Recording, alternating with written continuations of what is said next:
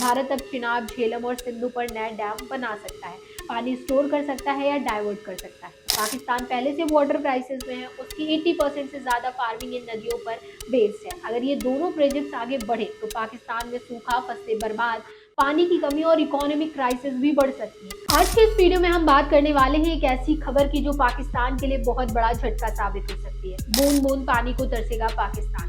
भारत ने रोका सिंधु का पानी, अब तालिबान ने भी लिया है बड़ा फैसला। जी हाँ दोस्तों, पाकिस्तान पहले से ही पानी के संकट से जूझ रहा है और अब दो तरफ से मुसीबत बढ़ गई है। एक तरफ भारत ने सिंधु जल संधि को सस्पेंड कर दिया है और दूसरी तरफ अफगानिस्तान की तालिबान सरकार ने कुनार नदी का पानी मोड़ने का प्लान आगे बढ़ा दिया है। तो चलिए पूरी डिटेल्स में समझते हैं कि क्या हो रहा है और पाकिस्तान पर इसका क्या असर पड़ेगा। नमस्कार, मैं स्वाति पांडे और आप देख रहे हैं आपकी खबर राजनीति। सबसे पहले बात करते हैं भारत की। साल 2025 में अप्रैल महीने में जम्मू कश्मीर के पहलगाम में एक भयानक आतंकी हमला हुआ था जिसमें 26 मासूम टूरिस्ट की जान गई थी। भारत ने इस हमले के लिए पाकिस्तान को जिम्मेदार ठहराया और बदले में बड़ा कदम भी उठाया। सिंधु जल संधि को अनिश्चितकाल के लिए सस्पेंड कर दिया गया। ये 1960 की वो संधि है जो सिंधु नदी और उसकी सहायक नदियों के पानी को भारत और पाकिस्तान के बीच बांटती थी। इस संधि के तहत पाकिस्तान को पश्चिमी नदियों सिंधु, झेलम और चिनाब का ज्यादातर पानी मिलता था, जो उसकी फार्मिंग का 80% और बिजली उत्पादन का बड़ा हिस्सा चलाते हैं। अब संधि सस्पेंड होने के बाद भारत ने डेटा शेयरिंग बंद कर दी है, फ्लड वार्निंग नहीं दे रहा है और नए प्रोजेक्ट पर कोई पाबंदी नहीं है। भारत अब चिनाब, झेलम और सिंधु पर नए डैम बना सकता है, पानी स्टोर कर सकता है या डाइवर्ट कर सकता है। हालांकि तुरंत पूरा पानी रोकना मुश्किल है क्योंकि बड़े स्टोरेज की जरूरत है, लेकिन लॉन्ग टर्म में पाकिस्तान की एग्रीकल्चर, पीने का पानी और बिजली पर बहुत बुरा असर पड़ेगा। पाकिस्तान ने इसे एक्ट ऑफ वॉर तक कहा है, लेकिन भारत का स्टैंड क्लियर है, आतंकवाद और पानी एक साथ नहीं चल सकते। अब आते हैं दूसरी तरफ, अफगानिस्तान पर।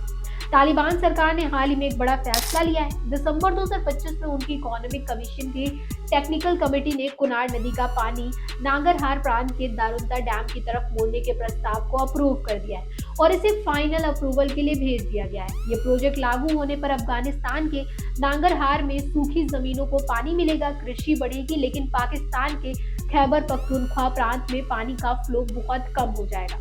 कुनार नदी करीब 500 किलोमीटर लंबी है। ये पाकिस्तान के चित्राल जिले में हिंदू कुश पहाड़ों से निकलती है, फिर अफगानिस्तान में कुनार और नांगरहार प्रांतों से गुजरती है, काबुल नदी में मिलती है और फिर पाकिस्तान में वापस आकर सिंधु में शामिल हो जाती है। ये नदी पाकिस्तान के लिए बहुत महत्वपूर्ण है, सिंचाई, पीने का पानी और हाइड्रो पावर का बड़ा सोर्स। अगर तालिबान डैम बनाकर पानी मोड़ लेगा तो खैबर पख्तूनख्वा में सूखा जैसे हालात भी हो सकते हैं और ये असर पंजाब तक पहुंचेगा क्योंकि काबुल नदी सिंधु में मिलती है। सबसे बड़ी बात, भारत के साथ तो सिंधु जल संधि थी, लेकिन पाकिस्तान और अफगानिस्तान के बीच कुनार या काबुल नदी पर कोई वाटर शेयरिंग एग्रीमेंट नहीं है। मतलब तालिबान को रोकने का कोई लीगल तरीका नहीं है। हाल ही के दिनों में पाकिस्तान अफगान बॉर्डर पर तनाव बढ़ा है, क्लैशेस हुए हैं, सैनिक मारे गए हैं। तालिबान कहता है कि ये उनका इंटरनल डेवलपमेंट है, फूड सिक्योरिटी के लिए, लेकिन पाकिस्तान के लिए दूसरा बड़ा झटका है। दोस्तों सोचिए, एक तरफ भारत से सिंधु का पानी प्रभावित, दूसरी तरफ अफगानिस्तान से कुनार, काबुल का पानी कम। पाकिस्तान पहले से वाटर क्राइसिस में है, उसकी 80% से ज्यादा फार्मिंग इन नदियों पर बेस्ड है। अगर ये दोनों प्रोजेक्ट्स आगे बढ़े तो पाकिस्तान में सूखा, फसलें बर्बाद, पानी की कमी और इकोनॉमिक क्राइसिस भी बढ़ सकती है। कुछ एक्सपर्ट्स कहते हैं कि कुनार डैम से फ्लो 16% तक कम हो सकता है। पाकिस्तान अब दो मोर्चों पर पानी की लड़ाई लड़ रहा है। ये सिचुएशन दक्षिण एशिया में वाटर वॉर की तरफ इशारा कर रही है। जलवायु परिवर्तन, ग्लेशियर पिघलना और बढ़ती पॉपुलेशन से पानी की डिमांड बढ़ रही है। पाकिस्तान के लिए बहुत गंभीर है और रीजनल टेंशन बढ़ सकता है। दोस्तों आप क्या सोचते हैं, क्या पाकिस्तान इस डबल वाटर क्राइसिस से निकल पाएगा? कमेंट में जरूर बताइएगा। अगर वीडियो पसंद आया हो तो लाइक करें, शेयर करें और सब्सक्राइब करना ना भूलें। मिलते हैं फिर एक ऐसे ही इंटरेस्टिंग पॉलिटिकल अपडेट के साथ, तब तक के लिए गुड बाय।